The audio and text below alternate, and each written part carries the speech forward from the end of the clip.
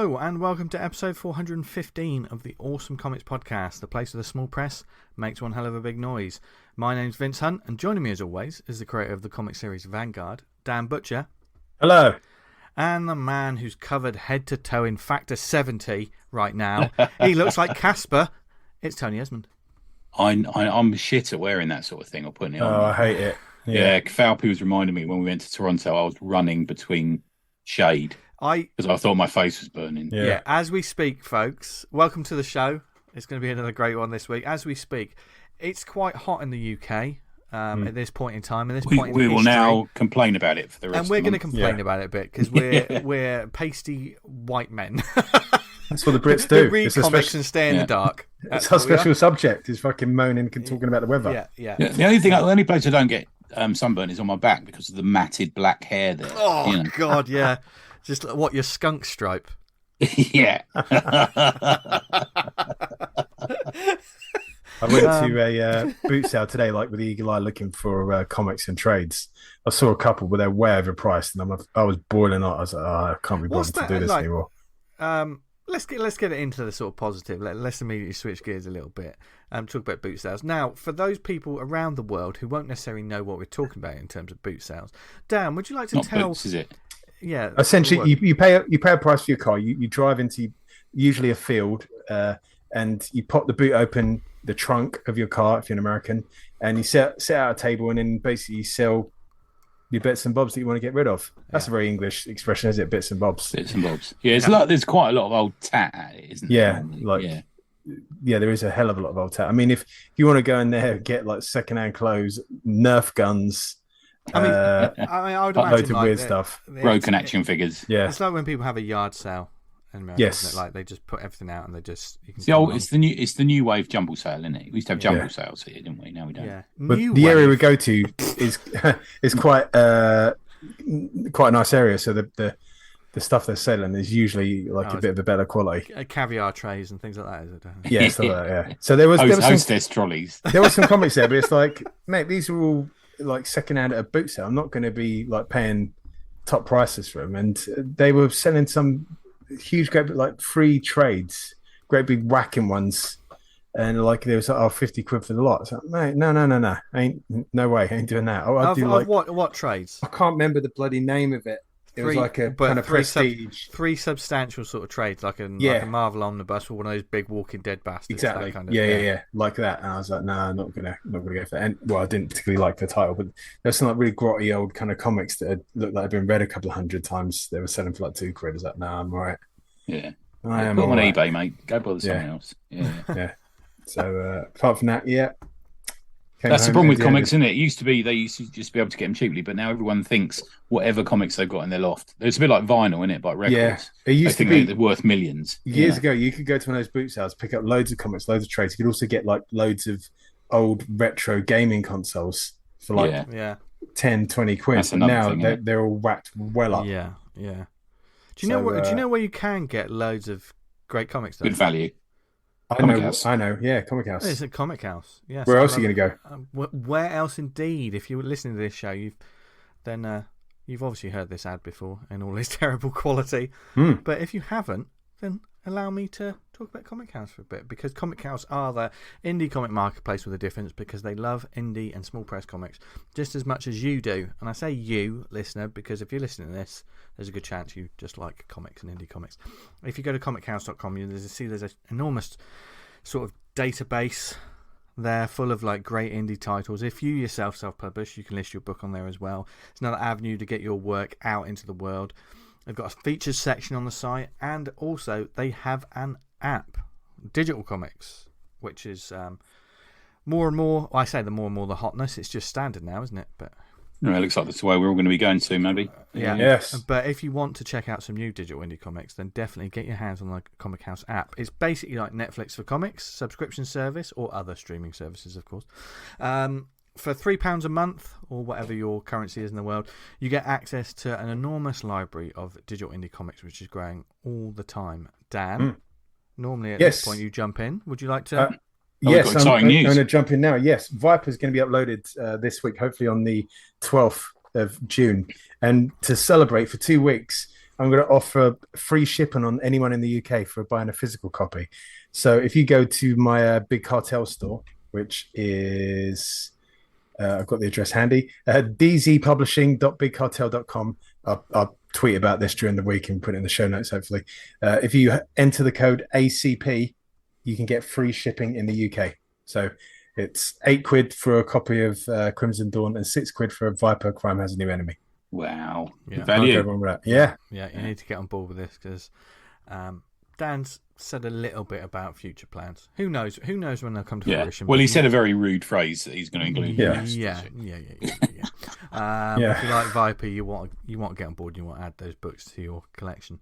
And yes, Viper's going on there, and there's amazing stuff across the board that's already on there as well, from guests past, present, and future, no doubt. There's a 14-day free trial. So if you go to comichouse.com, you can find out more about it, sign up, and just start reading great comics in the summertime. In the summertime. Will Smith says. But stay in the shade because obviously, like if you've got your tablet and you don't want the sunlight getting on it. You included my singing last week. Yeah. Why wouldn't you? I liked it. I'd forgotten I'd done it. Oh, I never forgot it. I still hum it before I fall asleep. We recorded early, didn't we, last week? Yeah. And then I saved it for my sort of 450 mile drive home. And I got right to the end and I was sort of absentmindedly listening to the outro music. I went, oh, fuck me, he's got me singing. You never know what's going to happen on this show. The only thing that's guaranteed is there will be talk about comics. There will be enthusiastic talk about comics, and you'll discover some great indie books that you need to know about and check out, etc. There'll probably be some nonsensical opinions from the three of us, which are usually undoubtedly they're uninformed and they're personally our own opinions, and we look forward to hearing yours. Yeah. But also, it could be madness, it could be craziness, or it could be what happened to you, Tony? Oh. What do you mean? Oh, where did I go last weekend? Where did you go? Yeah. So I think because we recorded early last weekend, you'd only got the Thursday excitement, and you where I'd been to FP and met the two guys. Yeah. So after that, Friday morning was I got a little tour of Glasgow off Mr. Cannon, who took me to the shittest bit of Glasgow, and then we went to a hipster coffee shop, which is quite fun. And then Saturday, and then I went to City Centre Comics, which is you have to get on the tube to go to, which is pretty cool. That was a good shop. Lots of back issues, lots of old trades, stuff like that. And bought a couple of things there. Had a chat with the dude who warmed up once I said I knew Cannon, so that was good. And then Saturday was the con, and I hung out. It's nice to be a punter at a con. We don't do it enough, do we? No, not at all. Yeah. I'm really bad on that this year.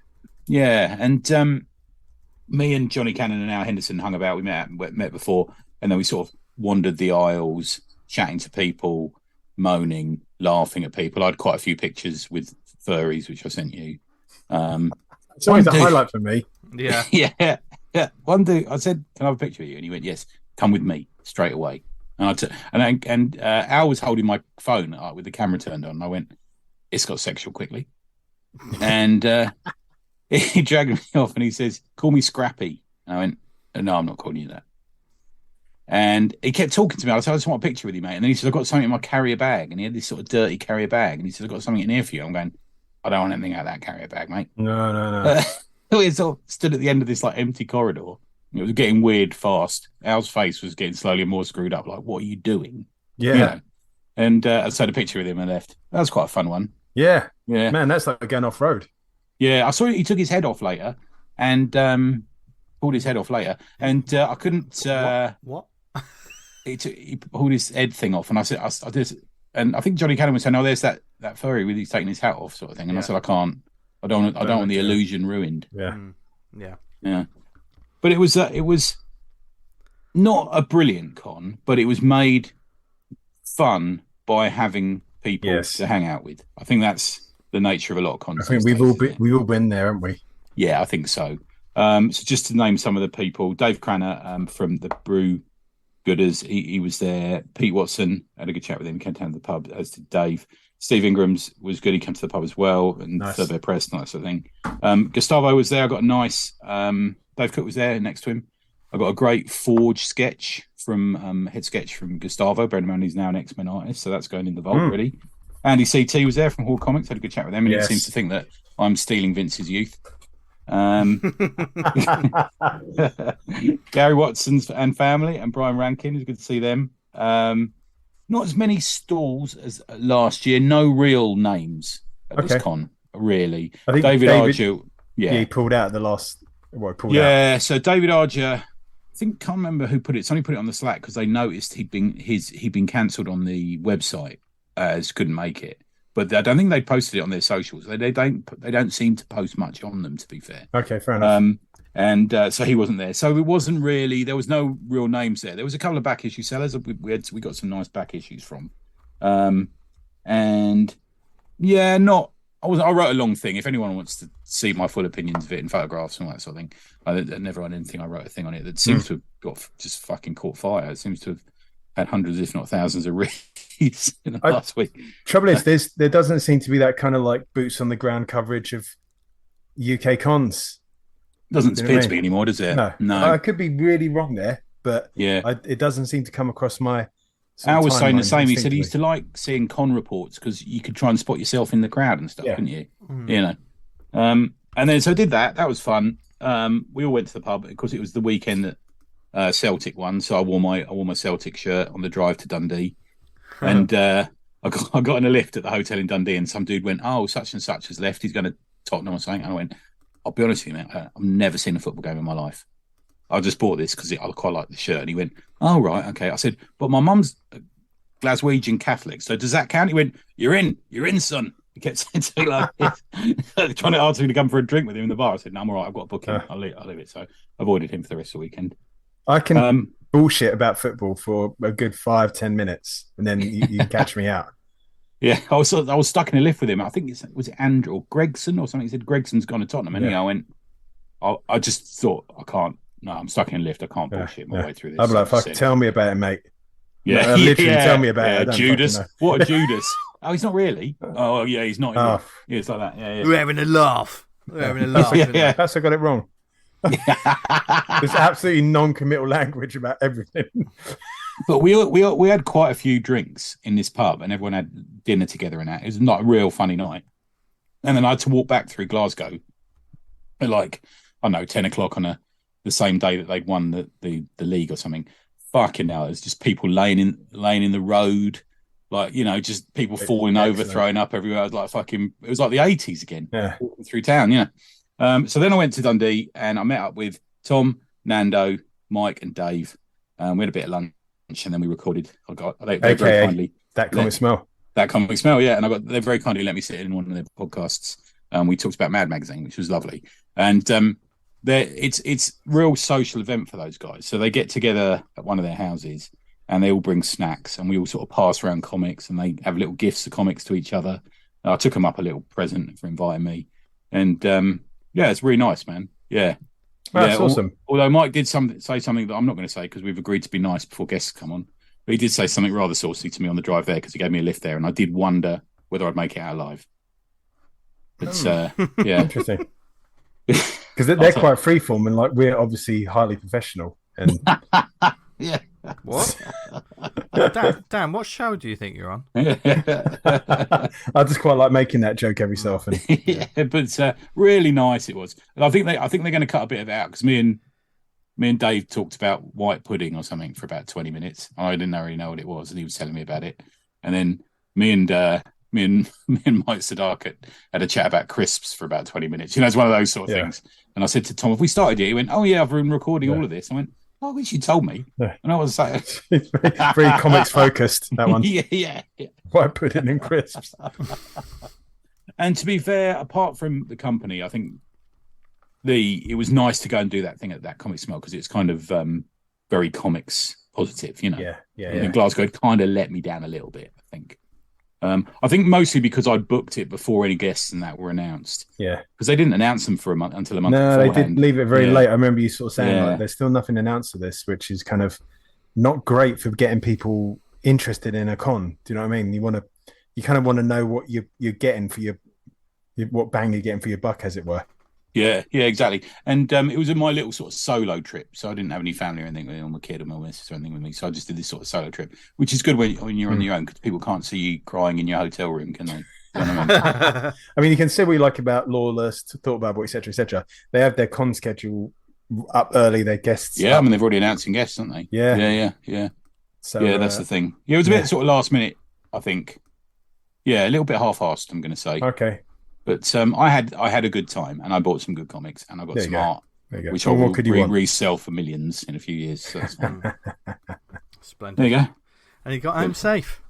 Yeah. Yes. Oh, I was driving off 455 miles. It was. Oof. Yeah. I did it in one. I just filled up petrol, kept rocking, and did it in one go.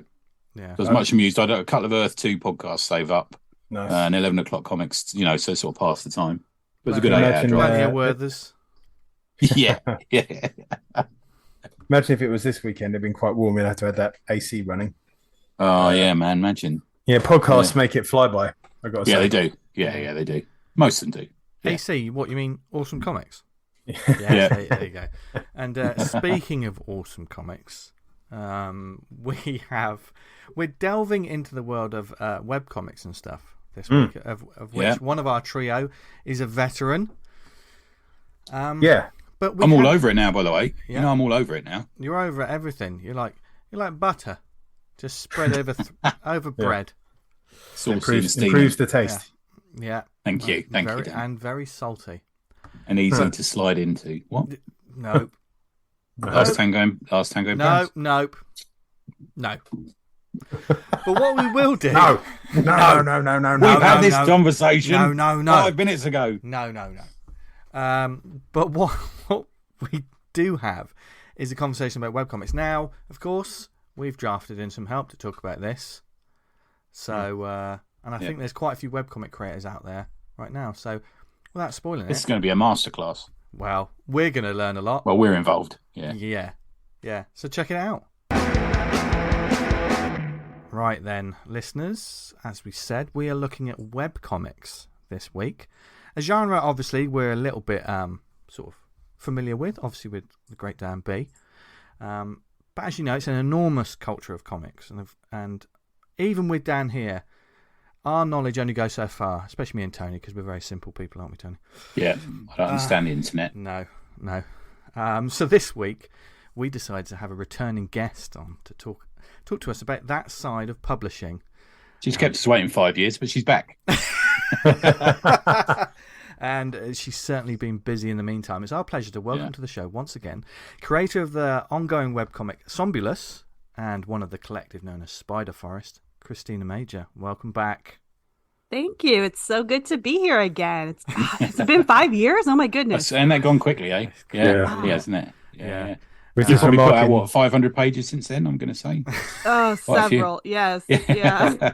we won't think about that. Webcomic time is its own beast. But yeah, that's true. Yeah. No pressure. Yeah. No. And certainly, like you say, webcomic time and publishing itself is its own unique sort of format of comics publishing that obviously a lot of our lovely listeners know about. We've spoken a lot about webtoons and different creators like Spiderforest, etc. But there may be some people who are more familiar with like the printed book, or only think about when they think about making comics, they only think about like the printed comics that they get on a weekly newsstand.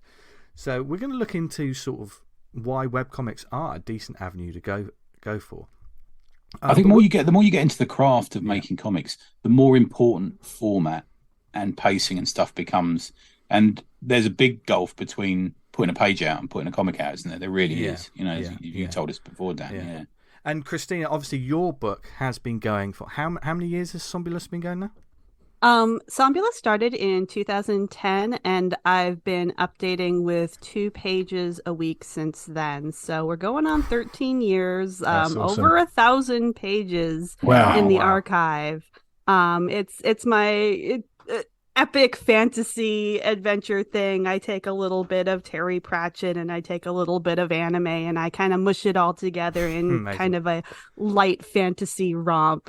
And yeah, I've just been having a really good time all these years, so I can't stop. Help! It shows in the book. I mean, you talk about like, oh, it's this epic fantasy, and certainly we've said on the show before, people say, oh, my comic is going to be this epic fantasy, and they get like half a comic through, and then they don't finish it.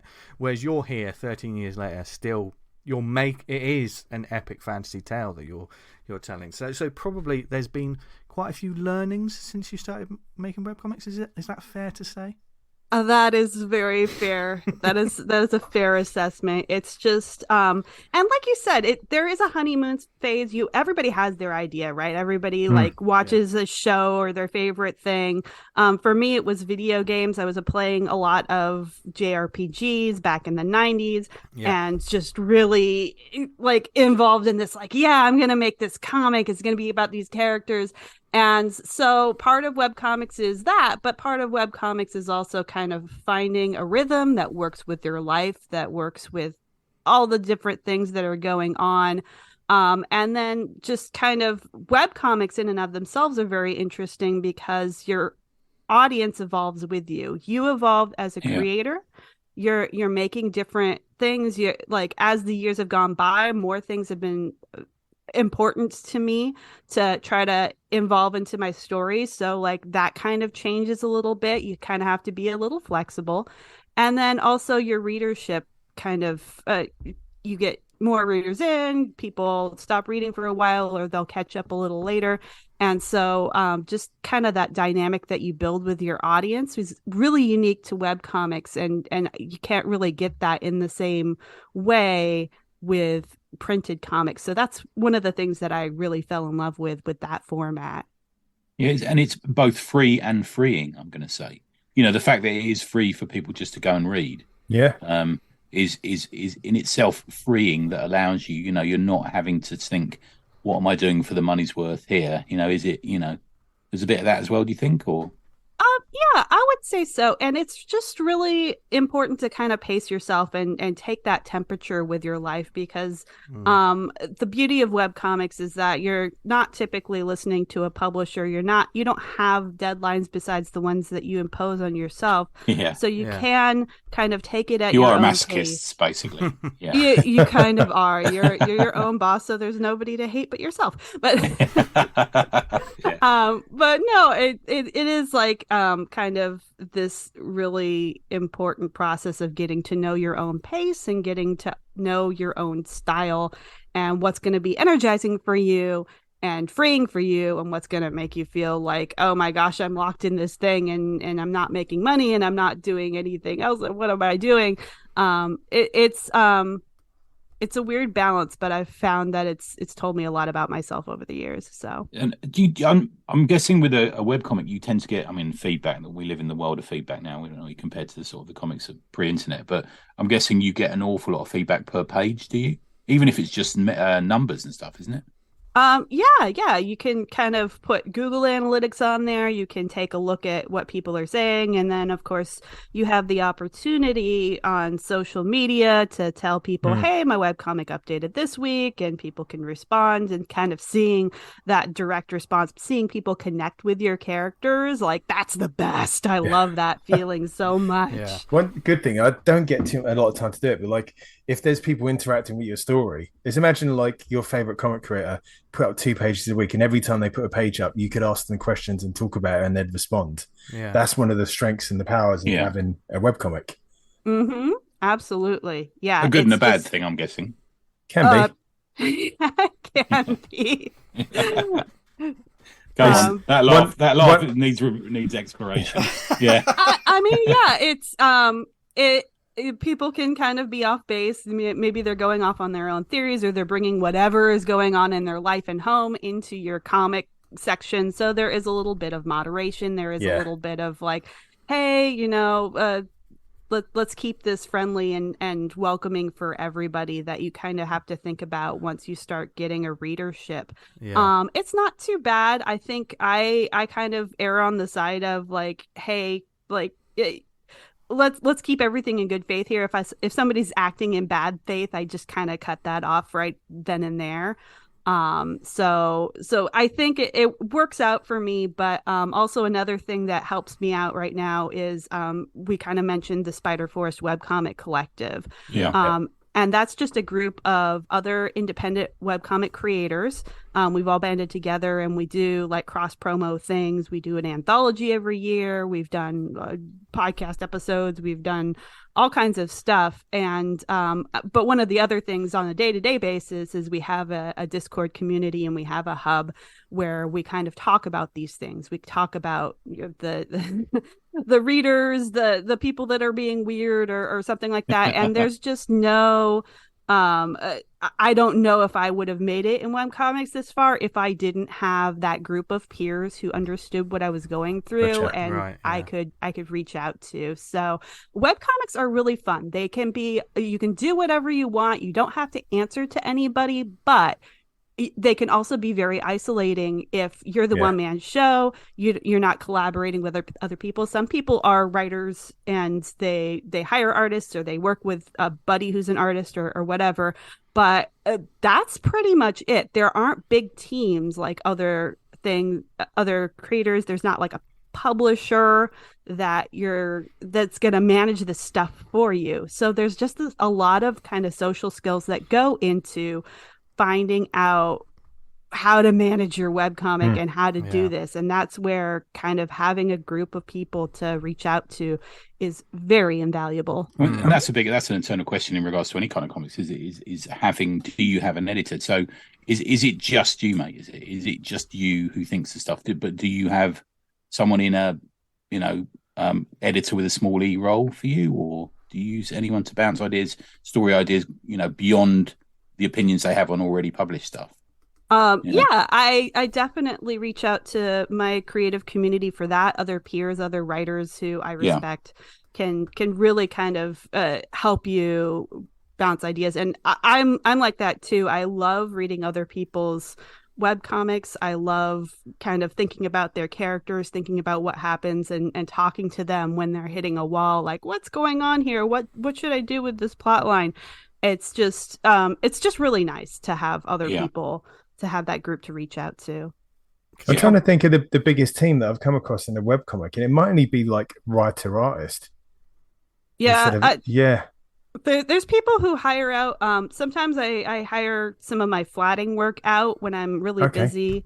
But that's kind of more the freelance sort of, they don't have any creative say in the direction of the comic or anything.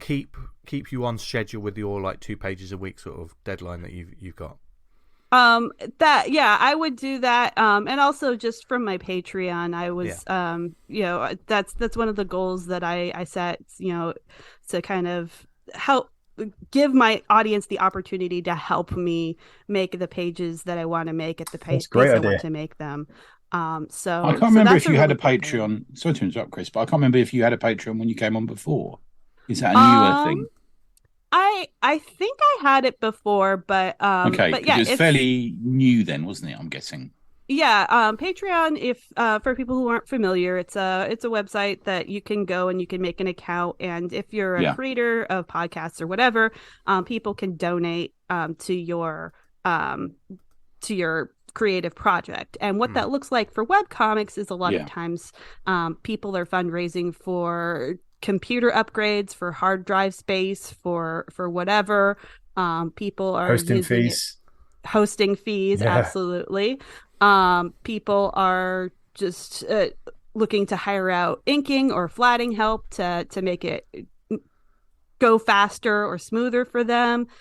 People want to put out bonus content, and they ask their readers, hey, if you want to see this bonus story, you can come onto my Patreon and donate. Or if you want to see my pages early, I'm releasing them a couple weeks early on Patreon, or I'm releasing the whole chapter on Patreon. You can read it all ahead of my public update schedule. And that can be very compelling for people. And that can be one way that your readership can show some support. Some tangible support for you. Yeah, I think Patreon as well works best with the webcomic creator, the immediate sort of, because there's that immediate connection with the readers, etc., rather than like the physical books so much.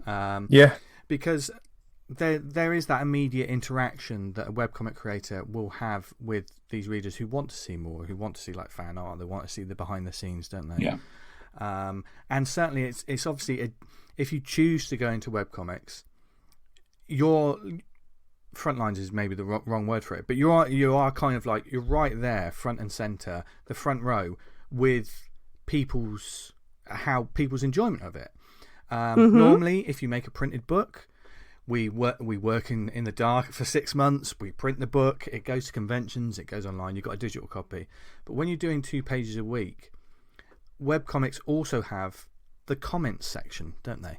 Or like that's something we've all seen them. If you look at any YouTube videos, they're probably a minefield of horror, but people are used to that interactivity now, aren't they? And I think webcomics, the comments section can be a vital part of it sometimes, can't it? That's something that the printed books don't have. Yeah, the printed books don't have that, do they? Well, it's essentially as well, you've got the whole, if you're doing 2 pages a week, you're kind of constantly drip feeding your audience new content all the time and getting them on board. And I'm sure you've got this, Christina, you build up your fan base and your readership. So if you do decide to put out a printed copy of your book, you've hopefully got readers already invested in your characters and your plot lines. So it's a good way of kind of, it's a double-edged sword of promoting yourself by also making comics. Yeah, absolutely. And kind of getting there in people's minds to say, I'm working here. I'm a person. Like, I think it's very easy for people to forget that the media that consume comes from people. Like, we're all watching something and it's by Netflix. It's by this publisher name. Like, it's not by a person, right? And like, that's it's kind of a shame that that people don't have that more personal connection. And even there's a purity to it, isn't there? I think, even on Webtoon, I see like a lot of people say, "Oh, this is a Webtoon by Webtoon." It's not like a person is reading my comments, and so they'll comment on whatever they're reading, like they're sitting on the couch in front of with their friends and commenting, "Oh, that guy's hair looks funny," or whatever, and they don't understand, oh, there's a person and they're reading this, and that's unfortunate. Some people can take that to heart, can't they? If you kind of, there's times I've read comments and I'm like, bloody hell, like steady on. But when you get some good feedback, it's like, sorry about that, Dan. Because your webcomic is very personal to you, isn't it? I mean, it's like if you're doing a comics for a publisher, you're not seeing that immediate, like you're not necessarily seeing the readers or hearing. No, it's straight from the hand to the eyes of the reader, isn't it? A webcomic, Yeah. So goods and bads, like anything. But I've told this story before a couple of times, but in issue 9 in Vanguard, when most of the characters get killed off, I had a reader say that I'm out. I'm not reading this again. I can't believe you've done this. And then a couple of issues later, they commented again and said, "Dan, I'm really sorry I walked away. I can see you knew what you was doing." And that's nice. I've caught back up with it and I'm really enjoying it. So... that's great. Trust me. It was hard writing those messages to you, Dan, but eventually here we are. You forgave me. Oh my goodness. It's interesting bringing up kind of webtoons, because that's kind of the change the landscape in some respects. These kind of webcomics, especially on apps now. How do you think that they? That's a whole new landscape. Since the last have time they improved it, or it's just another webcomic, or is it detracted from the ordinary browsing webcomic reading experience? That's a tough question. I definitely think Webtoon has helped bring a lot of people who didn't even know they could read comics on the internet into the thing, because that's not for everybody, right? Not everybody wants to have their reading experience on a screen, or to check in every day or whatever. And they've really helped normalize that, I would say. They have an app which is convenient for readers to use, convenient for readers to follow a bunch of things and get push notifications when anything updates. So and they've also kind of standardized that. We've always had RSS feeds, which help. You can put any kind of website on an RSS feed and it'll tell you when it updates, but it doesn't always display the pages consistently. It doesn't always work. Sometimes it breaks and stuff. So Webtoon has kind of handled all of the technical aspects of presenting the comic in a way that is consumable to the general public, that makes sense for the general public to understand. And so that's kind of where their growth has come from. But from the creator side, they do have a couple different things. They have Webtoons Originals, which is the ones that they give you money for, and Webtoon Canvas, which is the ones where creators might not make any kind of money. They have some sort of ad deals that you can, if you have so many readers, you get this much a month, and they're changing the rules on those, drawing the line in the sand almost every year to make it kind of worse and worse for webcomic creators. Originals kind of get a little more money and a little more status and a little more promotion from the Webtoon platform, but a lot of people can find themselves lost in the shuffle if they don't have that kind of promotion.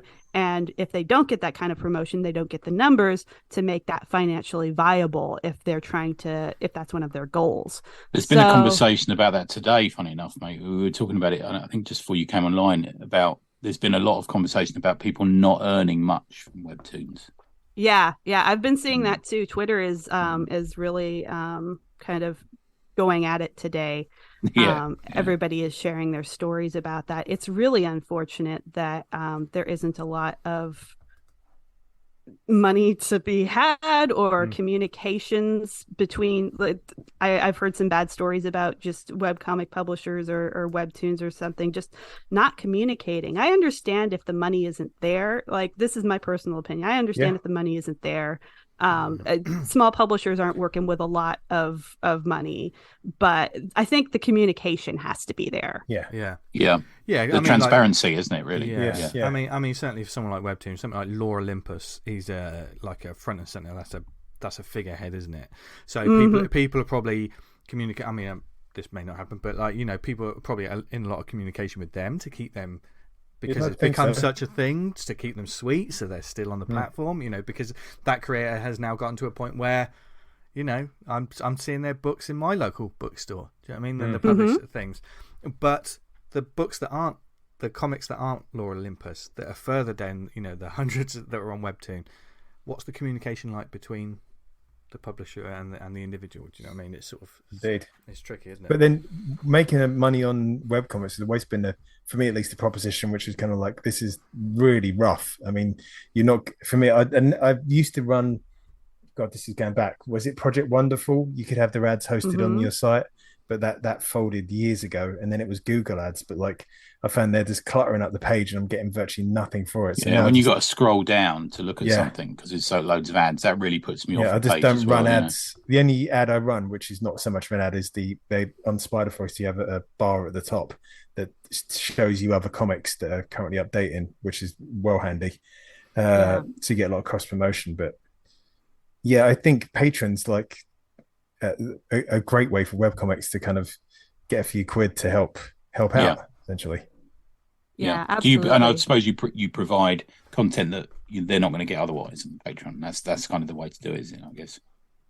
Early releases or behind the scenes sorts of things. Those are all kind of good Patreon fodder sometimes. I think one fun thing that I did a couple of years back was I had a part where a character had to make a decision in the plot, and I actually put a Patreon poll.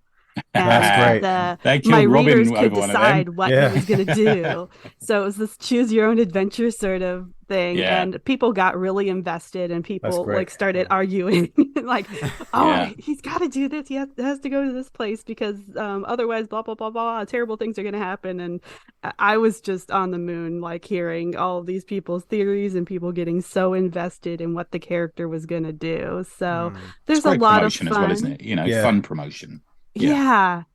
I think that's the thing. You got to make it fun for yourself, because we're cynical beings now, aren't we? I think, and we see something that's just fun like that, we're all over it. But if we're being cynical, we see stuff and we think, it's just transparently just attention grabbing. But I think that sort of thing, I'm all for. Yeah, because you're engaging with your base, aren't you? There. Yeah. It's just so much fun when you can kind of think of creative ways to engage your audience, and it's just something that you can't get anywhere else, and that's why I love the medium, why I don't think I could ever like go 100% print. Like I do my Kickstarters, I have 3 books out, and I go to conventions with them and all that stuff, but I don't think it's ever going to stop being a webcomic. I just have to have that kind of connection. And a big fan will read it on the web, and then will want to buy it, because if there's a webcomic I'm really into, I'm almost worried there's an ephemeral nature to the internet sometimes, because I'm old. And I think, well, maybe that website will close, or something will happen, or the files will be lost, or they'll get hacked or something. And at least I've got this nice book full of it, as well, that can just sit on my shelf. That's what I really like about it, I think. The bonus, if you read Vanguard and the print edition, it's been proofread. So the pages I put up they're done by me, so they're usually littered with many errors. Well, that leads on to a question we sort of hinted at before we started recording, Christina, is the world of webcomics has significantly changed since we had you on last. And I think probably for me, the most accessible, and the webcomics that I seem to read the most, what do we mean by yesterday by Ben Mara? I read stuff that's an Instagram webcomic. Right. Okay. Have you dipped your toe in that at all? Because that seems to be another whole world, doesn't it? Then it seems to get a lot of clicks, the Instagram ones. Oh gosh, yeah. I have opinions about Instagram.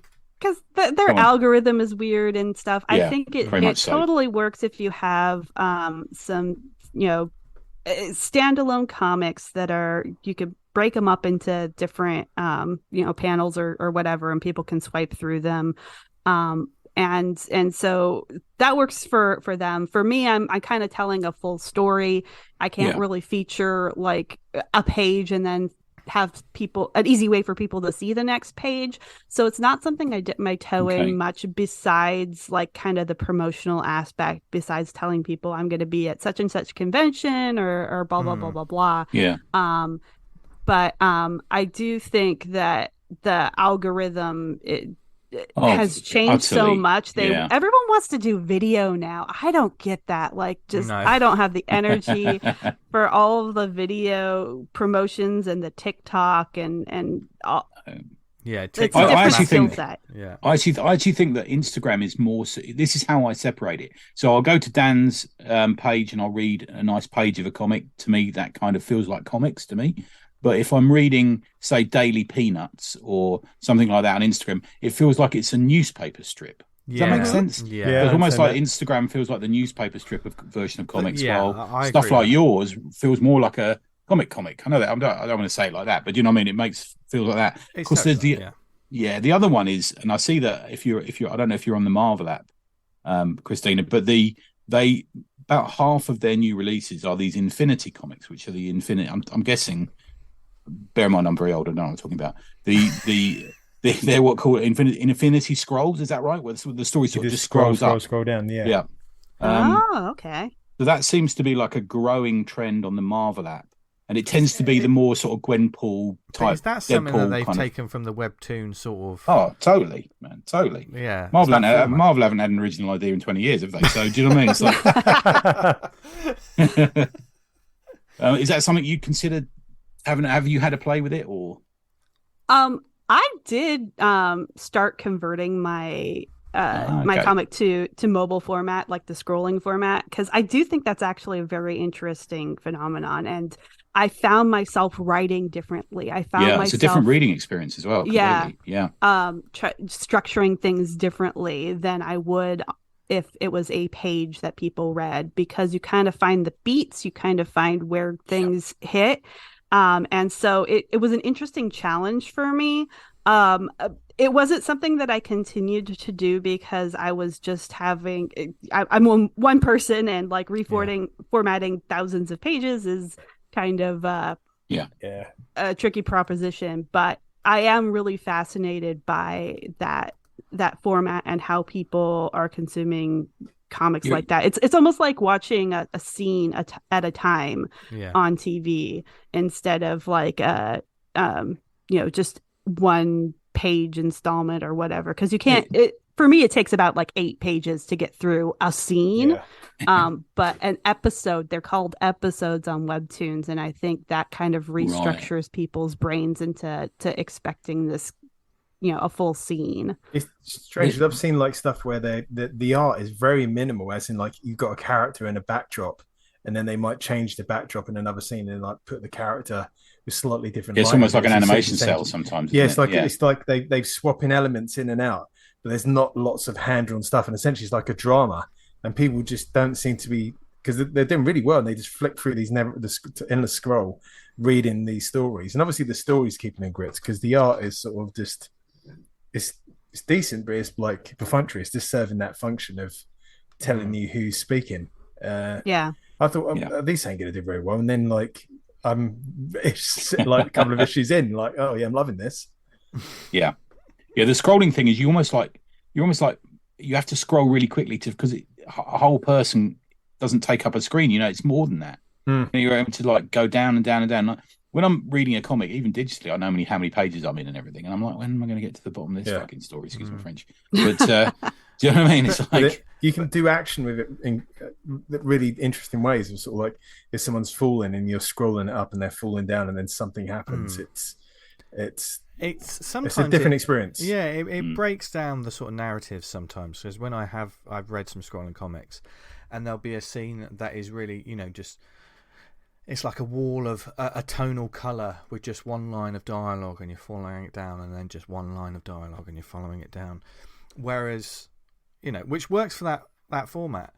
But I don't know, with me, I like the sort of standard ones that like Sombulus and Vanguard. I like that old school comic page. Do you know what I mean? I like seeing that as well. I mean, the thing about it is there's so many people that would say, webcomics aren't really for me. There's now seemingly, whether it be that Instagram, newspaper strips or the webtoons or the Spiderforest stuff, there's a webcomic for everyone in some ways. Yeah. There's a reading format that is ideal that, so people maybe shouldn't, even now, there's less of a chance for them to say, no, not really for me. Because there is something for everyone, isn't there? Yeah, absolutely. Even genre-wise, I think we saw a lot of people who are just like, well, comics are only superhero stuff. That's all it is. If I'm not into that, then I'm not into comics. And like they can be about anything, really. So I think that's kind of one of the beauties of what webcomics brought to the comic scene was like, hey, anybody with a story idea can make it and like attract an audience based on that. There are so many niches, there are so many things, and we really need to open up the world of comics so people understand that there's a million things out there. Yeah. So for those, we've been speaking obviously about the reading aspect of webcomics, but for those people out there, you lovely listeners who just think, oh, I want to start, I want to make my first comic. Why should they sort of look at webcomics as an alternative to just a straight up print book, I think the marketing aspect can certainly be a thing. Like I find it more difficult to market print volume than starting up a webcomic. I also think there's kind of this this honeymoon period where you are saying, oh yeah, I'd like to start a webcomic, I'm gonna go do that, and then you get through like your first fun idea and then you're out. And so a webcomic can be a low investment way to figure out that side of you that like, okay, I thought I wanted to do a webcomic for like 3 weeks, but it's kind of getting bad now and I can't commit to this. So it's out there. People found value in whatever they were able to read from you, but also you're not leaving people on the hook by saying, hey, I'm doing a Kickstarter for the first volume of my thing, and then come to find out that you can't get 20 pages through your thing, and then you've stolen everybody's money. I'm sure there's some Kickstarters that were a great idea, over a couple of alcoholic beverages. They started up a Kickstarter and then they thought about the thing that they actually have to make and decided not to make it. So there's that, but also just I think it's something that you can do on your own. It's something you can do on your own pace. It's something that you do kind of have to learn how to write for webcomics to make each page intriguing in and of itself, or each episode if you're kind of going the webtoon format. But once you figure that out, then it gets easier. You kind of get into a rhythm with it, and you kind of find a way to incorporate it into your life. And I think a lot of people kind of get stuck in this, one day I'm going to write a book, one day I'm going to have the time to do blah, blah, blah, blah, blah. And that's not realistic. We all have busy lives. Things are going on all the time. So this is kind of a practice in what kind of time can I make? What kind of increments? Like, I don't need to have like a whole year where nothing ever happens to me to make a comic. I can go into it right now, and I can do as much as I can with the time that I have, and it will still have value. It will still be readable, and it will still attract an audience. And I think that's a power in webcomics that a lot of other types of comics might not have. Yeah, totally. But also, it's a lot of work, isn't it? You got to be prepared to, and also work ahead. Like, just say, oh, I want to make a webcomic, and I've been listening to this show. Oh, I've learned so much. But before they've actually published the first I've made two. how far, in terms of like how far should they get ahead before publishing posting the first page, the scheduling, what advice would you have for people when it comes to that kind of stuff? Oh gosh. So a lot of people like to plan out the entire story, or at least in an outline form, before they even set pen to paper to draw anything. That is very smart. I am not very smart. I have a rough idea, and I kind of know how scenes are going to go, but I like to keep things a little looser for myself. I do recommend having at least a month or two of buffer pages that you've already drawn that have not gone public yet, because it can take a little bit of time to figure out, okay, what comes after this, what comes next, or oh gosh, something really happened and I'm super busy at work right now. I'm not able to draw once a week like I thought I was going to be able to draw once a week. So I need that time to kind of not draw for a bit. So that can be very helpful. I also think taking breaks between chapters or something is a really smart idea, just to kind of keep that stamina. And this is something that we talk about a lot in my other podcast, which is the Screen Tones webcomic podcast, just kind of incorporating healthy habits for yourself to not burn out, keep, making sure that you're keeping you're taking tabs and you're taking your temperature on like all the steps of it and what you're liking and what you're not liking and how it's making you feel. And just kind of trying to plan to the best of your ability, but keeping it flexible. And knowing that webcomics take a long time. I've been at it for 13 years. I'm still, trying to wrap up some of the story elements, and it's just, you're going to be here for a while. The more you can plan, the shorter that time might be. And like, also the fact of the matter is, a lot of times when people are starting webcomics, they're not in the same place in their life when, 5 or 10 years down the road, maybe they have a kid, maybe they have a new job or whatever. And so kind of keeping it short can make sure that you have that room so that you can finish a comic in like 3 or 4 years, and you could say, okay, that was good. Do I want to do another one? Do I want to keep going with this, or am I done? So a lot of people will advise start with shorter comics. Start with things that you can finish. Finishing comics is a whole skill of itself. A lot of people can start them, can't they? Yeah, you're right. Yeah, and you're only going to learn it by doing it. So so do jump in, but to the best of your ability, have a plan. We can bring this round to Spiderforest, because currently we've got the applications are open, or are they shut? I can't remember. Yes. So we're open during the month of June for applications. If you are an independent webcomic creator who's already got like chapter or two up, and you're regularly updating, you can go ahead and go to spiderforest.com/apply. We've got all kinds of information about different stuff that you can that we're looking for in our webcomics, but mostly we're just we're a cool group of people. We're a good community. We have a Discord chat that is open to the public, and we do monthly streaming, like we do live drawing streaming. So if you kind of want to brush up on your art, there's that. You can also kind of ask for advice about, hey, I'm setting up a webcomic site. How do I do that? And people will zoom in and give you all of their recommendations. Or I'm having trouble drawing this scene. Does this person convey anger enough? People will kind of give you drawing tips or whatever. It's just a really fun community to be in. I think it's helped me a lot over the years. So yeah, check it out. So I've been up there in the most recent issue of Vanguard. I forgot since about 6 or 7 pages ago that I hadn't taken it off of hiatus. So it wasn't getting pushed in Spiderforest. So I got on the forums. Oh bloody hell, I forgot about this. And Dan! Yeah, that's really not very good. Trouble is, it's like juggling. There's so many balls that I keep up in the air.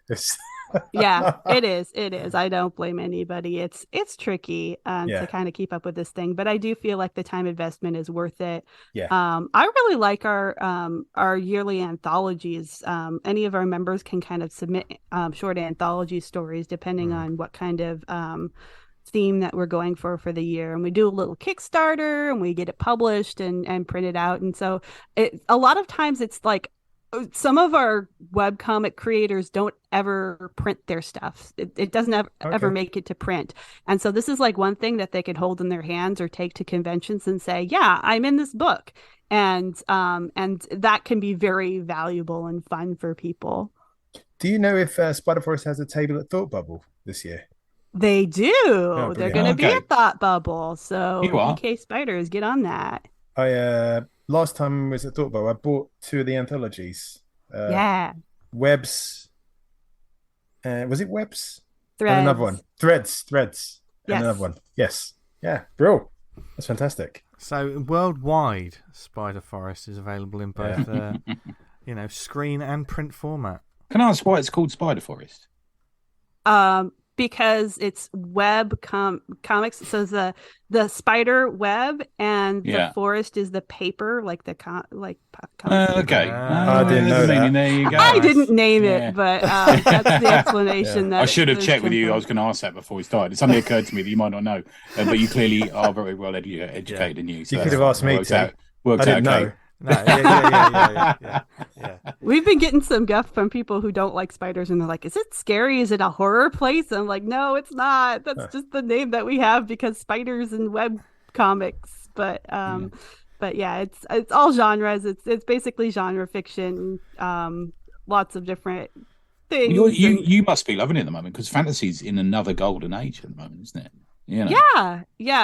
We see so many great fantasy stories at Spiderforest. Like every year when we open up application season, there's just amazing stuff that people are doing, and especially with like kind of the Critical Role, D&D, sort of return to gaming, isn't it? Almost at the moment. You mix the D&D with especially like the Japanese anime RPG type style, and like certainly manga and anime type shows. It's such an influence, isn't it, on the creators? Massive. Touching on this briefly, I think a lot of the kind of when we had the first big push of webcomics years ago, a lot of those artists were initially sort of galvanized into it by early sort of, well, not early, but manga and stuff hitting the shores and stuff like the Final Fantasy games and getting like into webcomics that way. That was a way to tell similar stories. Would you say that, Christina, you were in any way kind of, I know you mentioned Japanese RPGs earlier. So my first comic ever was the Legend of Zelda Link to the Past comic they ran in like the 1990 Nintendo Power magazine. Wow. So It was they recently did a collected book, so I didn't have to keep my like old 90s stack of Nintendo Power comics anymore. But I really did come to it through video games. I love like the long story and getting to know the characters and things like that. So yeah, that was a huge influence for me. And when I started drawing comics, they were, just me and a sketchbook in high school, just drawing my comic, and my readers were like my friends who I could pass it to so when the teacher wasn't looking. And so they would just nice. And it was this Legend of Zelda kind of rip-off thing where I added my own character and kind of sidelined everybody else. And eventually I figured out, oh, yeah, okay, I guess I want to do my own comic. I don't actually want to tell Legend of Zelda comics. I want to do my own things. So, but that's where it all started for me. And I love all the stuff that's happened since. And 13 years later, your comic is still going, which is Sombulus is still going strong. I mean, longer than a lot of others. Yeah. Massive props to you for that. Thank you. Going. And obviously, Spiderforest. One of the things I like about Spiderforest as well. It's one of those websites that if you just want to look at all of the titles on the Spiderforest website, sometimes when you go to like these webcomic sort of collectives or something, there's not really the thumbnails. It can look a bit samey. What the Spiderforest? What I like about that page is there's so many different styles and flavors of book. They're so colourful. There's funny ones, there's serious ones. It's a great page to just sort of look at and go, oh, that looks really interesting. There's loads on here I've recommended. Yeah. There's 10 earth-shattering blows is still, that when the Spiderforest thing was opened a years ago, and I said to the creator, look, you got to go for this, and they did, and here they are. Oh my gosh, yeah. There's so much different things going on every time we open applications. I'm just amazed at like, why have I never heard of this thing? Why have I never heard of that thing? It is so hard to like kind of get your name out there, but there is amazing stuff that people are doing in the shadows. You'd never heard of them until they came to your door and like, hey, we want to join your comic collective, and we're like, yeah, get the heck in here, yes. And I love looking at that page too. It's a beautiful page. Our developer Alyssa did a very good job kind of putting everything together and really highlighting everybody's art and styles, and it's just shout out to Alyssa. It's a brilliant page. Now, obviously, Spiderforest, there's a few people thinking, I think I'm going to make that comic. They're starting to plan things now. Obviously, we have only scratched the surface of the webcomic conversation, and Christina, you're going to have to come back again, and it's not going to take 5 years next time. But in the meantime, like, you're a fountain of knowledge anyway, because as you spoke about, you've also got a podcast as well. So that's delving more about sort of webcomics. So where can people go to find you and the show and to find out more about this wonderful area of comics? Oh, yeah, absolutely. So you can find my webcomic, Sombulus, at sombulus.com. You can find me on Twitter, Tumblr, Instagram, and mastodon.art at Delphina2K. And then the podcast, which is the Screen Tones webcomic podcast, is at screentonescast.com. And it's the same Screen Tones Cast on Twitter, Tumblr, Instagram. I think that's about it for us. And we're also on Spotify, so you can listen to it there. And then, of course, Spiderforest is the webcomic collective that we've always been talking about. Go to spiderforest.com. You'll see so many great comics to read. And if it's still the month of June when you're listening to this, go ahead and apply, because it is a fantastic place for creators to connect and cross-promote and all that good stuff. Dan has been shouting its praises for years, haven't you? Yeah. So, yeah. So definitely go forth and check it out, folks. In all seriousness, Christina, you are going to have to come back, because there's a lot awful. I felt like change another couple of years. We really only just scratched the surface of stuff. So next time we're going to talk a lot more about probably about like what on earth made you want to do this for 13 years? You're mad. No. But it's all worth it because you clearly love comics. Yes. Oh, yes, that's what I we want. do. Yeah.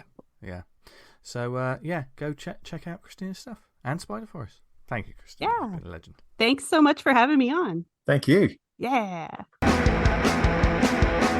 And there you go, folks. Wow, I sound like a presenter every time that I come back from that. Sort of like, okay, hey there, welcome back. Hey there. Hey. Hey, kids. Hey, kids. Welcome back. No, we hope you enjoyed that delve into the world of webcomics. And, yes, and now, apologies. I mean, you probably learned something from that. Apologies if we don't learn anything else from like what we say over the next hour or so. Apart from you're going to discover some awesome comics and awesome events and campaigns and stuff. I've got a cracker to fucking recommend, man. An absolute cracker. Oh, I'm looking forward to that. Do we have any shout-outs, gents? Yeah, I've got a couple. Shall I go first? Yeah. So me and Falpy got together yesterday, Saturday, for Dirty Basement's packaging. So Excellent. 1 and 2 are packaged now. It's all been printed. We're just waiting for the money to land from Kickstarter so we can post it, but expect it in your post box in the next couple of weeks. Thanks to Matt Bunce for the comic he sent through this week. He's sort of doing this sort of experimental comic. We've been seeing quite a lot of it on the Slack. And it's been in and out of the art channels and the advice channels. We've been talking about it. It's been really interesting exercise. And I got you should have got yours, Dan, I think. Okay, cool. Maybe tomorrow. Vince, I didn't have your address, so I've got yours, which I posted today. Okay. So you should get it. You should get it, I think, the next couple of days as well. But yeah, really good. Really interesting. Very Silver Age, Bronze Agey kind of. You'll see by the first page. Love it. Yeah, it's good stuff. Boning has been a great exercise. I think you'll all agree with me. We all love a bit of boning. Been sticking my head into the forum because I've not read Bone through. I don't know much about Bone. Yeah, a lot of people are now finishing up on it, and it's been a lovely exercise. We've been talking a little bit about Razzle and a few other things, not the magazine that we used to read in the 80s. RASL, read. And so that has been a really good exercise. So I think maybe in 3 or 4 weeks we'll think of renaming that channel and starting up another read. Yeah. So we're open to suggestions. If you're not on the Slack, then contact one of us and come on. You can join the reading group. It's just a fun little reading group for you. You don't have to be a creator, just be a fan or even a new reader of it and just talk about every couple of issues that you read. It came off the back of Spawn Hub, which Dan and Strotty started and was a nice little fun thing. I absolutely floundered on the Spawn read through. Oh, you read quite a few, man. Yeah, I just wasn't kind of enjoying it. Yeah. That is quite a bar when you're not enjoying the stuff. Yeah. So we'll probably do another one. Yeah. Let's see. We're sort of open to offers at the moment, see what everyone's thinking. Something that's easily accessible, maybe something that's on an app or on Comixology or fairly cheap, or you can buy sort of cheaply, something like that. So we'll do that. Yeah, they're my ones, guys. Awesome. Dan, Danny? I'd love to do an Invincible read through, but that'd be a good one actually. That's an easy one. That seems maybe a bit too. I don't know. Wait to see what suggestions come up. Or maybe we could always do a poll and see what people want to do. Yeah, we could do, couldn't we? Yeah. First off, Bullet Adventures, superhero action and drama and family dynamics, issue 4. Dale learns as much as he can about the present day as Lani does about being a hero. This issue introduces VTuber sensation, the influencer. You'll remember Randy Stone. He was on a previous show about 6 months ago. Yeah. Pimpin' Bullet Adventures, and this is sort of like a soft reboot this series because the first Bullet ends in a very definite way, and this kind of gets it all going again. And if you're kind of like a fan of the sort of golden age Flash stories about super speedsters, you'll really enjoy Bullet Adventures because I've read issues 1 and 2, I believe, and now we're looking at 3 and 4, and you can get the last one. Yeah. You can get them all on this campaign. It's absolutely so well put together. I'd highly recommend it if you're a big fan of good superhero comics. Secondly, we've got Box's Comic Magazine issue 1, a brand new comic magazine showcasing new short works from a range of exciting and interesting indie comic creators. I'll back this. Yeah, I said that without fucking that up. That's great. Well, I was impressed with that. Yeah, very slick. So we're sailing towards the target on that one. Done by our friends at Third Bear Press. Go check that out. 72 pages. And you can get that for as little as £6 for a digital PDF. That is some interesting people in that. I know Bob Turner's in it, isn't he, as well? Wow, nice. I'm just scrolling down, seeing all the different by Bob for a while. The different art styles. Brilliant. So go check that one out. That's great. Good. Nice. I don't have any shout-outs this week, I don't think. Fair enough. I think I do. Can I just give another one? So Mark Miller, fucking The Ambassadors, the last issue, was it 5 or 6? Yes. I can't remember. I've not read that yet. Fuck me, Great. that lands, man. That lands great. Man, The best last page of an issue. You get to the last page, you will laugh. I know we kind of moving on from the Punisher thing, but he fucking encapsulated. Yeah, he did. My thoughts, and he just like an elder statesman of comics, and that this is fucking bullshit. And loads characters of people should be problematic. Yeah, loads of them agree with him. And I can't wait for the Pepe Larraz thing he's got. Is it Big Game? I can't remember the name of it now, but it's sort of joining up all the universe. So Wanted back. Yeah, Wanted. So Wanted's going to be. You got Nemesis. In it. Hit Girl. Yeah, it looks. Nemesis great. is quite fucking overpowered. So I don't know how they're gonna. Yeah, but he plans ahead, and it's that Batman thing, isn't it? Yeah, yeah. It's like whatever you plan, or you go for. He's already worked out how you're going to do that. Yeah, so he's very excited, and he's a gangster, and Miller, because he put that tweet up that said, "Who shall I nick off Marvel and DC next thing, guys?" Yeah, it made me laugh. Yeah. The other one, can I also shout out to Howard Chaykin's Substack? If you want to see something read something, it's well written. I fucking loved the one he wrote yesterday, brilliantly.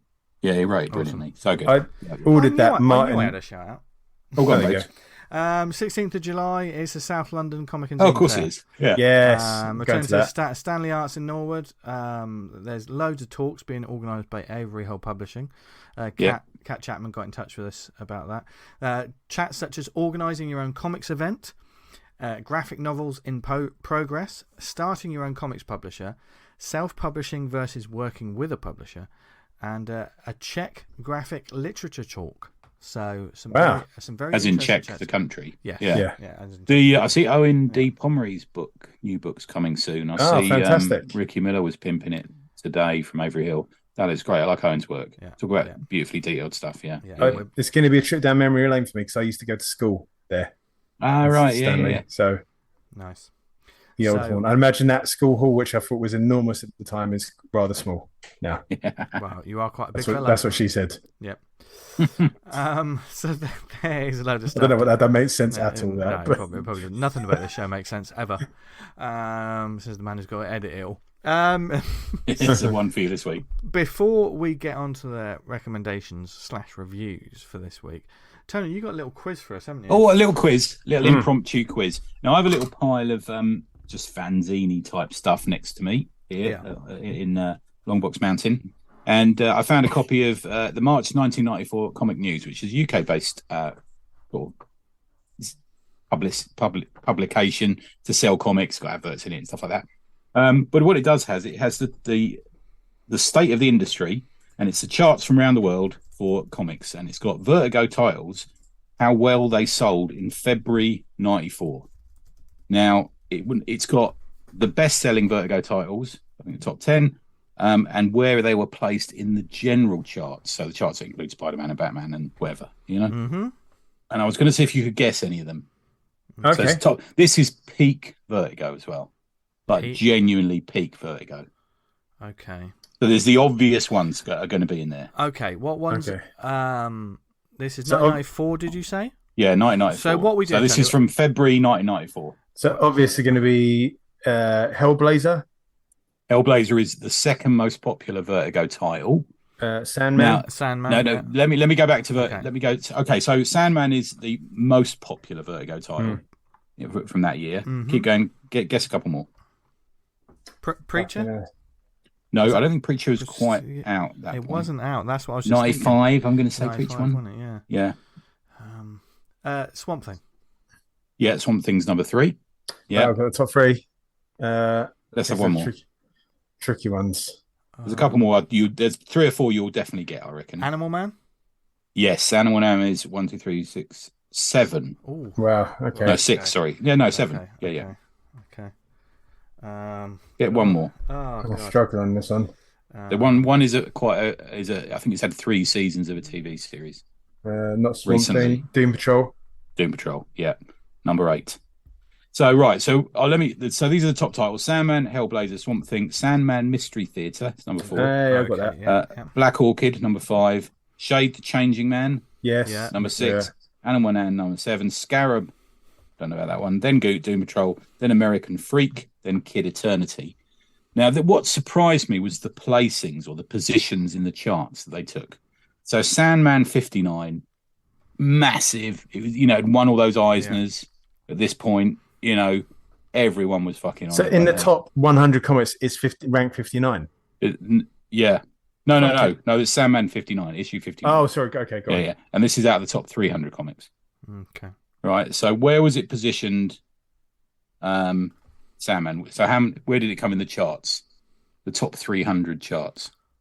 Sandman itself. Yeah. Is this in the that issue? That issue. I want to say 14th. 57th. Fucking hell. Now, this goes to show that I heard a story anecdotally years ago that Britain kept Vertigo going because of it wasn't perhaps as loved in America. So let's go down to Hellblazer 76, which I think off the top of my head was the Garth Ennis era, wasn't it? I think Steve Dillon was possibly on it around that time, I'm going to say. Where was that placed? 120. 140. Yeah. It's weird because there's such an appreciation for these titles. There really is. They're evergreens, aren't they? Saying that, their sales are probably infinitely better than whatever comics. What's the also probably selling what comics? We're looking at the top 5 there. That issue.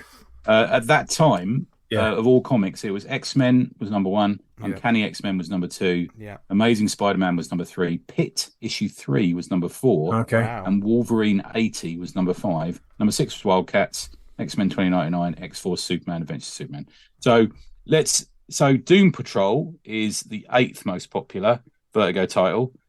Tell me where you think that was positioned in the charts. Gotta be 300s. 202. Okay. Imagine that was. I think that was the Grant Morrison was on that point. That was. I mean, that's considered an absolute classic. Yeah, but it says a lot. A lot of people with Vertigo and stuff discovered it after the fact. I mean, in my mind, Vertigo made a lot of their bones from trades and the collections, wasn't it? You know, how many people have volume 1 of Sandman? What is it? Something Nocturnes. I always forget the name. Yeah, no, you want to mean yeah. That's one of those. It's probably in everyone's bookshelf somewhere. Yeah, it's weird, isn't it? I mean, I was buying, I think, apart from Scarab and Kid Eternity, I bought all those off the shelf. Who wrote Kid Eternity? Was that Clive Barker? Or am I thinking something completely different?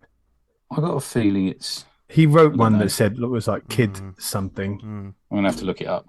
I've got it, but I've got it behind me, but I can't see it on the shelf. Yeah. But it's I got a feeling it was Gaiman or Morrison, wasn't it? Yeah, it feels like Morrison to me. Duncan Fegredo and Morrison. Yeah, it was Morrison. Yeah.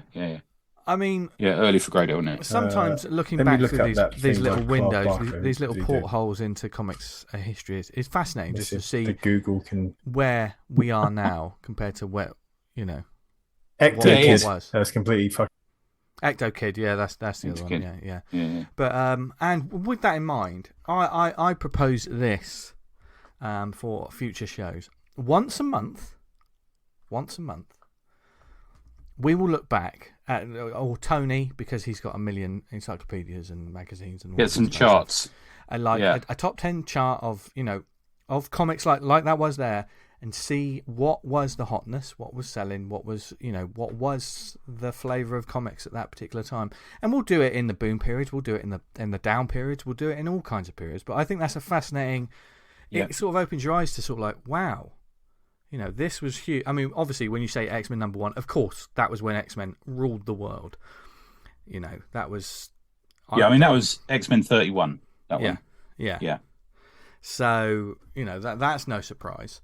But I think it's definitely this is something we should do in the future too. I got the trading card sales from that period as well. So first was Creators Universe. I can't remember what that is. Yeah. Batman the Animated Series number 2. Yeah. Warriors of Plasm was the 3rd best-selling comic trading cards. Yeah. Good Guys Genesis album, and Deep Space Nine was number 5. Okay. Well, who knows will we ever have an episode on trading cards? Who knows? But, I got loads of binders of them. Haven't you? Did you buy them? No, I didn't have them. I had a few. There was it the Hildebrand brothers? When they did the painted ones, those over the top. Was it the Hildebrand? Yeah, I know. Yeah. That was a sort of boom when I was at my X-Men reading. The height of it. Yeah. But no, fascinating stuff, and something that we'll definitely keep an eye on, because I think it gives people a bit of a perspective of sometimes in order to write your future, you've got to know your history. Oh, mate, completely. Yeah, I'm a great believer in that. Otherwise, how do you know that what you're writing hasn't been done before? Yeah. Indeed. Yeah. There's something to be said for writing completely in the dark so that you're not copying from someone. But sometimes, you do need to be aware of what came before. Yeah. Okay, time to recommend some comics to our lovely listeners. I was planning to do not one but two comics. Two comics of one series, actually. Yeah. This week. You're having a rethink, aren't you? But I'm going to talk about it next on the next episode because I just want to make some notes about it. I want to do it justice, if that makes sense. Yeah. No, that's the new one, isn't it? Justice. Yeah. Justice. But don't worry, because there's still plenty more. Because Tony, you've got a couple. So do you want? Do you want a top and tail Dan? Yeah, baby. Dirty laugh out of Dan. Good. Yeah. My first one was kindly sent to us by the marvelous people at Europe Comics. Still sending us comics, which is great. I know they sort of slightly changed their model, but they're still putting out some amazing stuff. And this one is went into my now top 13 comics so far this year that I've enjoyed 10 out of 10. So this one is originally by, I think, Dupuis, the French publisher. It's the Monstrous Dreams of Mr. Providence. Definitely for you, V. I sent you some of the images, didn't I? Yeah, it looked beautiful. Yeah. 126 pages by Darius Schmidt. Now, for those who are following it, this got nominated for an Eisner for Best Painter Multimedia Artist. I don't fucking know why, to be fair. There's like a million other categories I'd have put this in before then, but for some reason, the four knuckleheads who are the judges at the Eisners have put it in for that one, but who knows why. It's got a forward by Philip Drouillet, who wrote that in 2022. So it's a very up to date book, and it's a Lovecraft inspired Gothic French BD album style comic. I read it digitally. Mr. Providence, who you might guess at, he may have had the initials HP at some time in his life. Looks very like him. If you go online, you can see some of the images of it. So he's the caretaker of a city park, a very strange city park, it has to be said. And as night falls, it's full of creatures who communicate with him in what can only be described as dream logic. I'm going to say hallucination logic. He's got a cat who's called Mr. Maldera, and the stroke monster. And there's very much a sort of occult things going on in this park.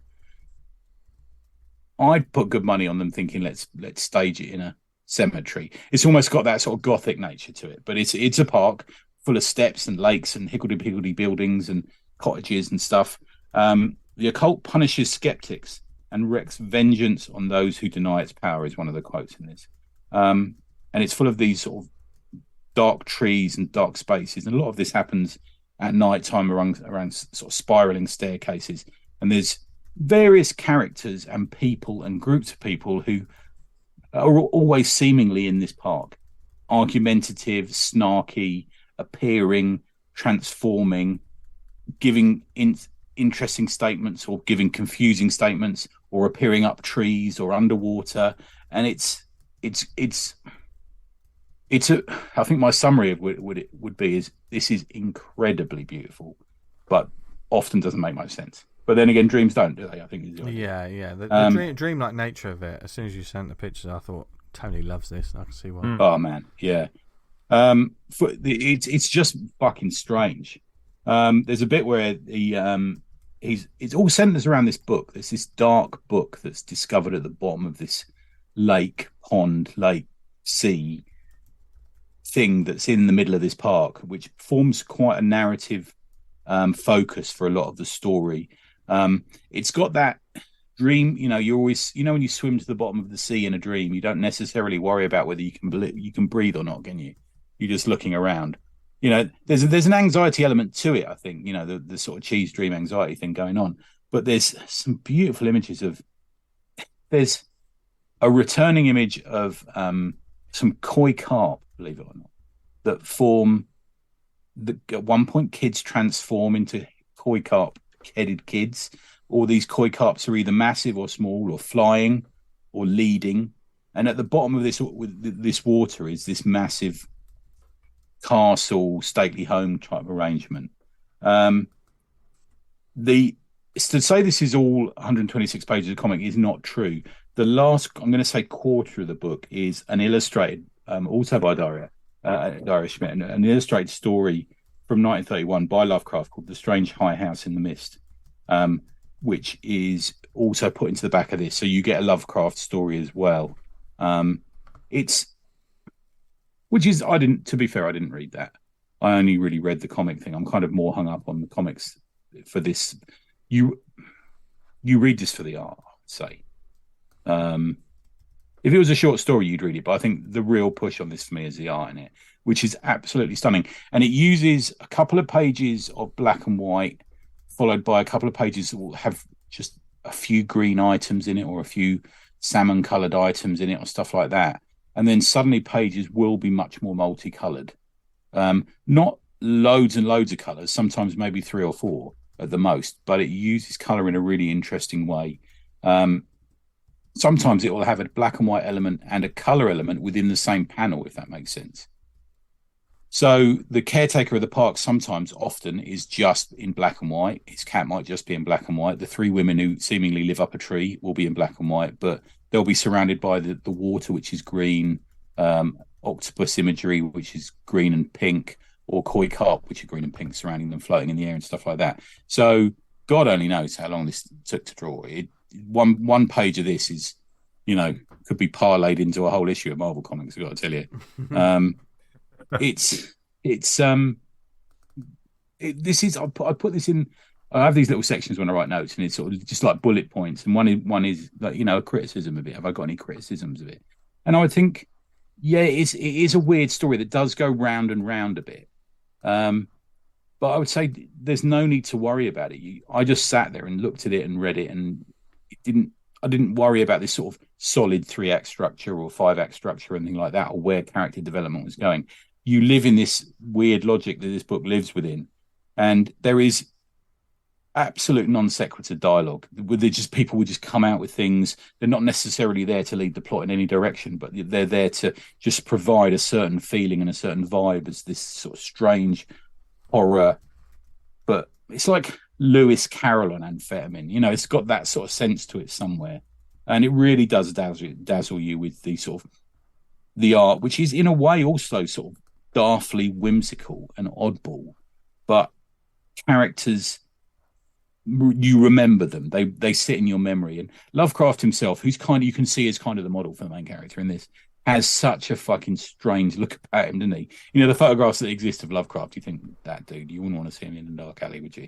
I remember like 3 or 4, maybe more, maybe 5 years ago, but everyone was red hot on Lovecraft, weren't they? Yeah. It was like everyone was talking about him. But I think hasn't some sort of personal opinions have crept into the narrative as to whether we should like him or not. And I think people are backing off a little bit of Lovecraft. But I think him and his contemporaries, have created the base for a lot of the stories that we continue to read today. Yeah. I mean, certainly, no matter how problematic the creators are, the Lovecraftian world, Lovecraftian, is a descriptive term of it. So. I'd always be concerned when people talk about Lovecraft stuff to don't be engaged in presentism, because the views that he held back in the day were the views at the time, and everyone was fine about it. To sort of look back in the lens, there's stuff we're saying now that in 50, 60 years they look back and think, fucking hell, why are they talking like that? That's disgusting. Yeah. There are abhorrent views. It is what it is. And the stories that he wrote that had those views in are shit. Yeah, like you don't want those opinions, but that's what they were at the time. So just sort of like stick your head in the sand and say, "Oh no, I can't do that." Well, that's what we can't cut ourselves off to we'll end up cutting ourselves off to everything in the world. History is full of fucking horrible stuff. It's just and it's something to be learned from. Yes, but this don't exist. Yeah, it's not. This is incredible. It's beautiful. I think you can get it on Comixology. If they haven't done, someone fast needs to pick this up. Previous work of Daria has been Aqua Altata, which is from Casterman. You can buy physical copies of that from a couple of places online. Daria works in comics and illustration and lives in Paris. I'm sure she's probably at this point got quite a sore hand from drawing all this stuff. She's also got a background in movie and TV design. So that's my first one. The Monstrous Dreams of Mr. Providence. Get on it. Nice. Dan, Right. what have you got? I've got Mahoneys issue 6, the final issue of this storyline. Mahoneys, the bar where nobody knows your name, which is essentially very similar to the Marvel The Bar with No Name. Was that what they used to call it? Yeah. A place for supervillains to go and drink. This story arc has been built up to a big alien invasion, which this final issue is the payoff where it all goes down and the storyline is essentially resolved. It's got some backup strips in it, which are absolutely great. One of my favorites is by one of my favorite artists, Lee Gaston, who's been a Vanguard reader for a long time. He's done some fan art for the comic. He's done an absolutely great strip.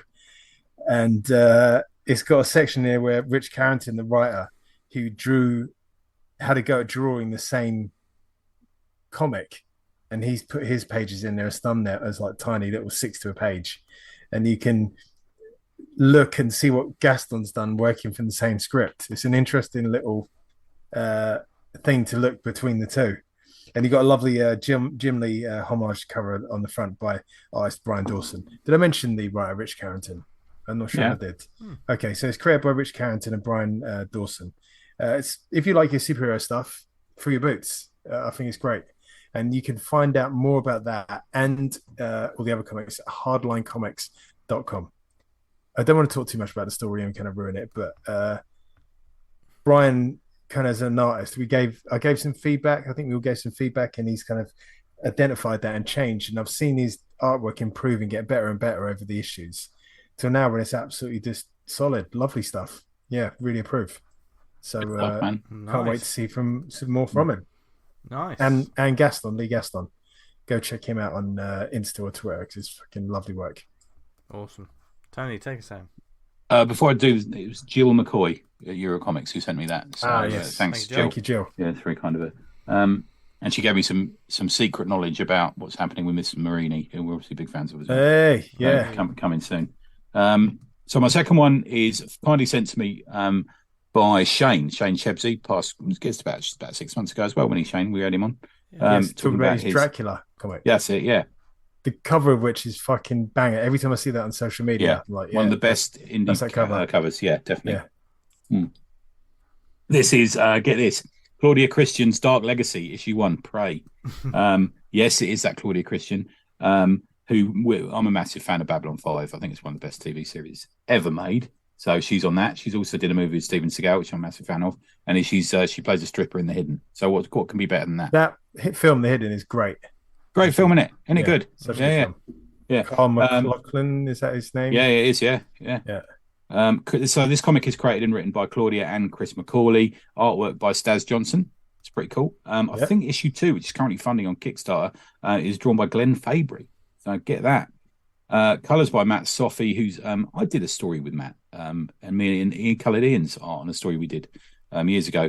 Letters by Rob Jones. Character models are based on Claudia, Bruce Boxleitner, and Patricia Tallman, all from Babylon 5. So that's going to be pretty interesting. Designed by Andy Blore. This is like a catalogue of people we know or want to know. Yeah. Cover art by Alex Ronald, Ben Oliver, and Mark Montague. Editor and publisher is Shane Chebsey. Published by Scratch Comics. This is actually an anthology because there's a couple of different things in here. At the front and the back is what I would describe as a pulp story, a text story with illustrations over, which is also about the main character from Claudia's story, but it also features Jake Reeves, who's a sheriff on Mars, who's based on Boxleitner. Now, those that saw Babylon 5 know that Mars played a big part in, is it season 3 or season 4, with the Garibaldi character. It's got a to be continued, and then you go and read it at the end of the story. Very pulpy for me, interesting. I'm going to say it's a strange choice to have up front in the comic, but because it's quite a thick deal, this comic, it kind of works in a way. The whole comic actually opens with Claudia Christian writing about how this is a sci-fi comic with themes of reconciliation, loss, betrayal, and hope. And she speaks about how her and Chris McCauley wanted something that would resonate with Babylon 5 fans. And they've definitely succeeded as far as I'm concerned with that. The comic is about a woman called Jessica Steele, physically modeled on Mrs. Christian, and the galaxy is coming out of has been in some quite dark times, and it's coming out of that now into a better time. But there's a lot of stuff, bad deeds from the past that are coming back to haunt people. And the main story opens with a little history lesson on the road that you get to the sort of current civilization, featuring battles and mech, which looks a bit like a Warhammer mech to me, but I don't know. There's a corrupt corporation called Confed, and there's also a character who looks a bit like a Star Wars character to me. So it's got that sort of empire feel to it, a part of it, but positioned from a sort of big business kind of situation. The main character, she's working as an adjudicator on one of Jupiter's mining platforms, and she's investigating. She's gone there to investigate a series of murders, and the victims have been torn apart with someone's bare hands, which harks back to something you get as a little preview moment in the opening of the story about this character in mech armor. That's where the story kicks off. It's full of action. It's got a real Outland vibe. If you saw the Connery movie Outland, where you're on a sort of mining station, something's killing people, there's a conspiracy with big business going on. It's got that feeling about it. And there is actually a local sheriff, local sort of chief of security character who does look like Connery a little bit. Nice. Yeah, which is quite cool. It's just a good action story, really, to be fair. We do get a full story. It's not like a preview comic, like issue 1 of a lot of comics these days. Fuck what happens, but there's loads that happens in this one. And it opens up in the last few pages with it's got a full story in it, put it that way, but it also in the end teases and lays the threads out for future conspiracies and storylines and stuff like that, which is really good. And you get more of the Patricia Tallman character appearing. Stas Johnson knows what he's doing, doesn't he? He's totally. There's clearly a couple of homages he's thrown in here. You get the Star Wars reference and you get the Warhammer reference, and you get loads of lovely detailed pencils in the back of it, which if you were an inker would be the best thing to print off and like practice inking on. I'd say it's full of work in progress kind of stuff in it as well, and also character designs. It's a cracker. Look out! Issue 2 is currently kickstarting, where you can get issues 1 and 2. I don't know how I missed the first issue because I'm a fan of Claudia's work as well. We've got a big shout out from I've got some mutual friends, Bob and Val, with Claudia. So I always thought I'll probably bump into her at some point.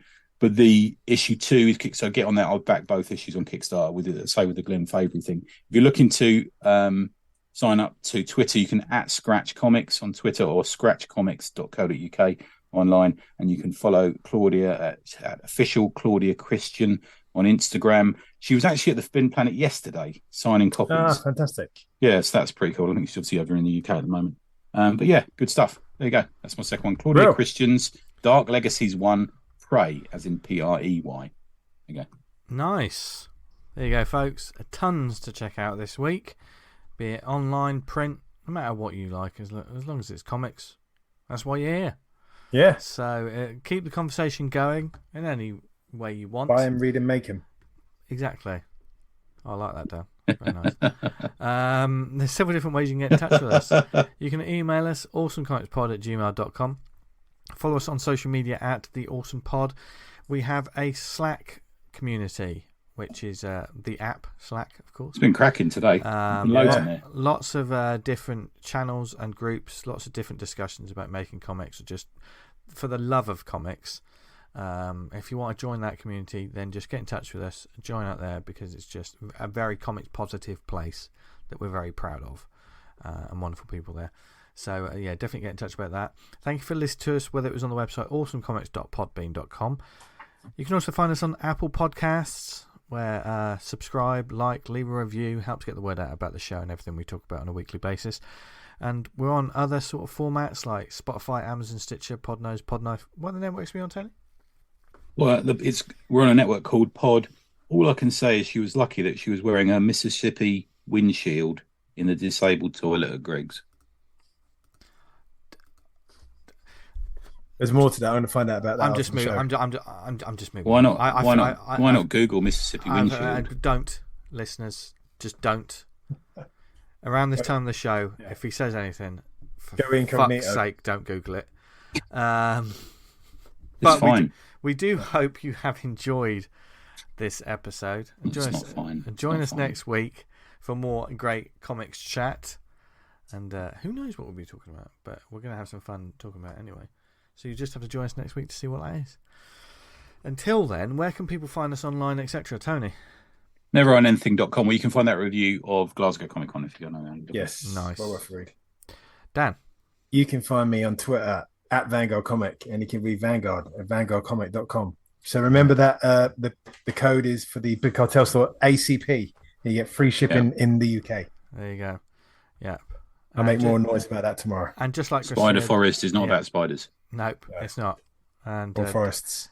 There's if you haven't read Vanguard yet, there is an awful lot of Vanguard to check out. So start at the beginning and work your way up. Man, there's a lot of characters dying in this issue. You're gonna love it. I know. I just a couple of pages. I was like, what? I loved the latest couple of pages. Just awesome. Yeah, got a lot of nice comments, didn't it, on the line as well. Yeah, what happened just before with the chair and the gun shortly afterwards, I wasn't expecting that. So we'll talk about this. You upset me on a daily basis, Dan. Anyway, you can find me. It upsets me for other reasons. You can find me on social media at Jester Diablo. Thank you very much for listening. Thank you to Christina for joining us and talking about webcomics. We'll be back fairly soon. And from Dan, Tony, and myself, wherever you are in the world, we hope you're happy, healthy, reading lots of comics that you enjoy, and making comics that you're having fun making, because that's what it's all about. That's why we're here on a weekly basis. And me and Dan love you. Tony does as well, but you're not going to admit it, are you, Tony? No. Yeah, he does. Neither do I, nor will I admit it. If you don't say anything, then you love them. Anyway. You're not going to get me to sing again. You're trying to get me to sing again. Oh, well, one day. One day. You just have to stay tuned to after the credits to see what happens this week. See what fun unlocks. You know what I mean? Don't put that joke in. I told you. There may not be anything. He never tells us either. He just sort of chooses something. I like to surprise them. Yeah. And yes. So have a great week, folks. And from everyone at ACP, keep reading loads of comics. Keep making loads of comics. And there's something else. What is it that they should do? Stay awesome. Can't say it better myself. See ya. See ya.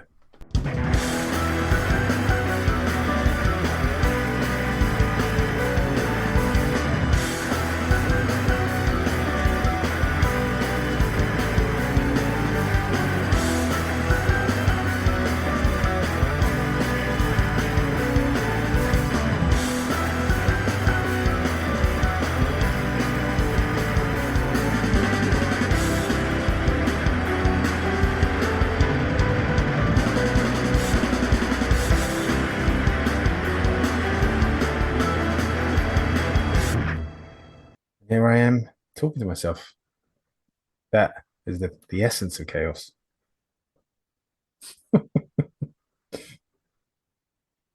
Do, do, do, do.